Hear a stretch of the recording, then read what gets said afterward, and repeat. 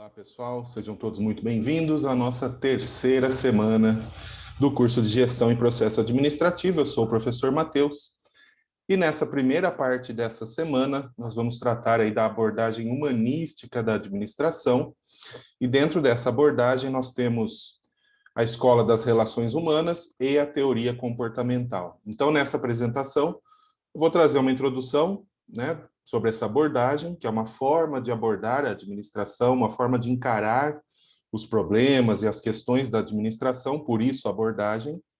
E aí, dentro desta forma, nós temos a Escola das Relações Humanas e a Teoria Comportamental. Muito bem. A abordagem humanística, então, tem como principais teorias a Escola das Relações Humanas e a Teoria Comportamental, como eu acabei de dizer. Ela surge, né, por volta de 1930, com a teoria das relações humanas, né, com o nascimento dessa teoria. Um dos principais nomes, né, da Escola das Relações Humanas, ou da Teoria das Relações Humanas, foi Elton Maio, né, que nós temos uma foto aí na tela para vocês poderem conhecê-lo. E ele coordenou um experimento, né, uma pesquisa, conhecido como experimento de Hawthorne, né, porque foi feito na Western Electric Company, lá no bairro de Hawthorne, em Chicago. E esse experimento acabou trazendo algumas percepções, algumas considerações sobre as questões humanas, as relações humanas dentro da empresa, né, no ambiente de trabalho, e como que essas relações têm impacto na produtividade. Então, esse é o marco, né, da teoria ou a escola das relações humanas, tendo aí seu principal expoente, Elton Maio, mas como na maior parte das teorias da administração, escolas e abordagens, certamente nós temos outros nomes aí, como o nosso foco, né, um estudo da teoria da administração, mas uma introdução a alguns aspectos interessantes, importantes que nós trazemos hoje, né, para a gestão e para os processos administrativos. Então, eu não vou me aprofundar, né? Não é essa a proposta. Talvez um outro curso aí eu faça com aprofundamento maior das teorias. Então, vamos lá. A partir dessa pesquisa, então, né, do Elton Maio, pôde-se constatar algumas questões. Primeira, né, que a interação social tem impacto sobre o nível de produção. Então, se eu permito que os colaboradores, os funcionários tenham interação social dentro da empresa, isso pode impactar, né, o nível de produção. E quando ele diz aqui impacto, né, pode ser positivo ou negativo, né? Não está dizendo que é um impacto positivo. Identificou-se que os empregados fazem parte de grupos informais e que estes não agem ou reagem isoladamente, mas como membros de grupos, né? Nós, como indivíduos, quando estamos inseridos num grupo, normalmente esse grupo tende a influenciar de alguma forma nosso comportamento. Nós passamos a nos comportar como membros que fazem parte de um grupo. Isso acontece muito com adolescentes, né? Querem fazer parte de um grupo, começam a se vestir igual, falar igual, usar gírias. Então, na empresa, né, com adultos, com as pessoas trabalhando dentro do ambiente de trabalho empresarial, isso também acontece. Numa fábrica, numa loja, as pessoas costumam ganhar certos trejeitos, né, comportamentos, que não são naturalmente delas enquanto indivíduos, mas são moldados ou são influenciados pelo grupo. Né? E esses grupos informais são aqueles que se formam sem controle da organização. Por afinidade, por interesses, as pessoas começam a se aproximar. Verificou-se também alguns impactos de recompensas e sanções sociais. Então, quando as pessoas recebem recompensas ou punições, né, sanções é uma forma de... O contrário de recompensa, né? Não é uma punição propriamente dito, mas é você não ter acesso a alguma coisa, né? Você tem uma sanção. Então, nesse caso, esses aspectos sociais, que são imateriais, né? Não são recursos materiais, não é dinheiro, não é um ganho material, mas sim social, né? Você fazer parte de um grupo, você ser reconhecido por esse grupo, você ter um certo prestígio, um certo status, isso também tem impacto né, dentro da organização. Começou-se a verificar isso. É interessante ressaltar que quando nós estudamos a abordagem clássica, né, a escola da administração científica e a teoria clássica, essa percepção do ser humano ainda não existia, né, nas teorias. Era uma percepção muito de máquina, né? Tratava-se o ser humano como uma máquina da indústria. E aí, quando chega a teoria das relações humanas, coloca o homem no centro do processo administrativo de uma forma até romântica, né? Valorizando muito esse ser humano, em crítica, principalmente, à abordagem clássica. Uma questão aqui para vocês pensarem um pouquinho, né? Você acredita que as recompensas materiais são suficientes para te manter motivado? Pense em relação a você. Né? Você que está me assistindo aí, você compartilha aí, coloca nos comentários, no seu ponto de vista, você acha que se a empresa te recompensar apenas com recompensas materiais, isso é suficiente para te manter motivado? E aí eu quero que você justifica, né? Compartilha aí para nós, comenta, para a gente saber o que você pensa, tá? Seguindo, ainda na Escola das Relações Humanas, tem alguns princípios que são interessantes para a gente conhecer. Então, o que acabou se construindo nessa teoria, nessa escola de conhecimentos que nós, muitas vezes, aplicamos até hoje nas organizações e vem sofrendo algumas alterações, evoluindo, mas nasceu ali na teoria das relações humanas.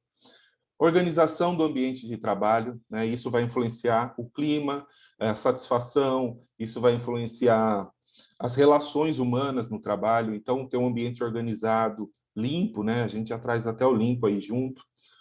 Um padrão de vida adequado, né? Então, qualidade de vida, você ter, aí já puxa próximo aí, tempo para o lazer. Então, você ter lazer, você ter um tempo com a família, você ter uma boa alimentação, você ter um tempo de descanso, ter um padrão de vida adequado. Proteção contra o desemprego involuntário. Então, se você não quer sair do emprego, ter alguma forma de proteção. Nós temos hoje leis trabalhistas muito avançadas, né? Evoluídas aí do ponto de vista da proteção ao trabalhador. Isso vem mudando ao longo do tempo, muda, né? Desde a Revolução Industrial, vem evoluindo, vem sofrendo transformações. E o que acontece é que a abordagem clássica não dava essa proteção, né? A teoria das relações humanas traz essa proteção como um fator, como um princípio para um bom trabalho, né? Você ter essa segurança da garantia do emprego. Participação nos lucros, né? Dar uma parte do lucro que é produzido pelo colaborador de volta para ele, né? Isso é uma recompensa material que traz também um sentimento de pertencimento, né? Você se sente parte da organização, afinal, você está contribuindo para ter lucro, natural que uma parte desse lucro venha de volta, né, para você. Então, existem empresas hoje que aplicam com muito sucesso, né, a participação nos lucros. Uma vez ao ano costumam fazer essa distribuição de lucros aos funcionários, e é bastante interessante, é um princípio que dá, de fato, resultado. Então, esses são alguns princípios da teoria das relações humanas. O que nós podemos entender aí que ela vem muito em contraposição à abordagem clássica. O que a abordagem clássica não tratava das pessoas, a teoria das relações humanas vem do lado completamente oposto e coloca as pessoas no centro do processo, muito mais até do que a própria ferramenta de gestão ou a própria preocupação com o aumento da produtividade, como era da abordagem clássica. E isso também não é tão legal. O radicalismo nunca é, né, uma solução completa. A abordagem clássica era radical no sentido de pensar em produtividade e esquecer o fator humano. A teoria das relações humanas ela coloca o ser humano, né, as pessoas no centro do processo, esquece da produtividade, da questão que vai manter a empresa viva. Então, nenhum nem outro, né? Eu preciso de um meio termo. E aí nós temos a teoria comportamental que chega um pouco com essa proposta, né? Superar, né, o radicalismo da abordagem clássica e da abordagem da teoria das relações humanas. Então, é uma forma de contrabalancear, né? Entender que o comportamento influencia na produtividade, mas ainda assim eu preciso pensar em produtividade, pensar em ferramentas de gestão para que o colaborador tenha a maior produtividade possível, com qualidade, né, com condições de trabalho, com treinamento, com capacitação, com segurança e assim por diante. Então, a teoria comportamental, né, por sua vez, tem aí dois principais idealizadores. Eu fiz questão de colocar os dois, porque em alguns autores vocês vão encontrar dizendo que é um, em outros você vai encontrar dizendo que é outro. Então, estão os dois aí, o Herbert Simon, Herbert Alexander Simon, né, tem a foto dele aí, e o Abraham Maslow, também tem a fotinho dele aí. Então, a teoria comportamental surge aí no final da década de 1940, e uma das suas maiores contribuições, né, foi permitir uma melhor compreensão das necessidades humanas básicas, sobretudo com a pirâmide de Maslow, né, ou a hierarquia das necessidades de Maslow. Ele elaborou, né, uma pirâmide que apresenta as necessidades humanas de forma geral, e isso serve como guia em muitas ações das empresas até hoje. Entre as principais contribuições, né, mais à frente eu vou falar da pirâmide de Maslow, mas tem outras contribuições aí que nós podemos citar. Desenvolvimento da psicologia organizacional. Então, a partir da teoria comportamental, começou-se a abrir portas para um campo da psicologia dentro das organizações, né, como que o comportamento humano dentro das organizações, que nada mais é do que um microcosmo da sociedade, né, pode ser estudado, pode ser entendido para melhorar as relações, para melhorar esse comportamento e, sobretudo, a produtividade. Movimento direcionado à qualidade de vida no trabalho. Então, iniciaram-se discussões sobre a qualidade de vida no trabalho. Estudos focados na dinâmica de grupo, né? Como que os grupos se relacionam e como que se dá o relacionamento inter, né? Dentro do grupo, né? Entre os membros do grupo. Como que isso afeta o comportamento do indivíduo. Consolidação da importância do estudo do comportamento humano nas organizações. Então, a teoria comportamental foi um marco para mostrar, né, para os gestores, para todos que estudam a administração, o quão importante é estudar o comportamento humano dentro das organizações. E a consolidação do indivíduo como centro do processo de tomada de decisões. O indivíduo, embora ele participe do grupo, embora ele seja membro de grupos informais ou formais dentro da empresa, no fim das contas, ele toma decisões, influenciado mais ou menos pelo grupo.